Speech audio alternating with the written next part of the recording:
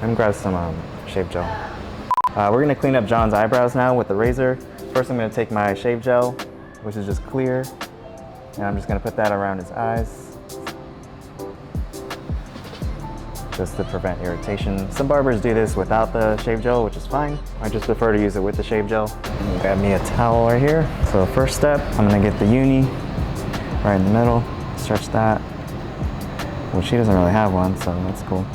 And then I'm gonna get the top here, just cleaning up these little soft hairs to make that eyebrow look a lot cleaner. And I'm just following his natural shape here. So this is the top part of the eyebrow, and some guys are cool with just that. But if they want to get underneath, then all I'm going to do is stand above him like this. And I got to stretch the skin because we're shaving. So what I'm going to do is actually have one thumb above the eyebrow and one finger right up on his lids and pull the skin apart like that so I can stretch the skin. And this is where it helps to have an exposed blade razor like this so I can see what I'm doing a lot easier. And right here I'm just using the corners of the blade, either the front corner or the back corner.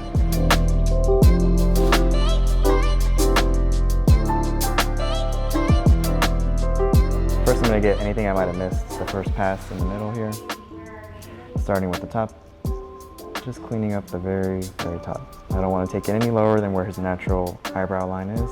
All right, so I'm gonna stretch your eyebrows this way again. And that's it. So that doesn't take very long. It's a quick add-on, super easy, and most guys don't really want the eyebrows like super arched or anything, so it makes them look a lot better too. It doesn't last as long as waxing, but it's better than nothing. You can also do that with the trimmers too, but the razor lasts a little bit longer. That look okay? Yeah, looks perfect.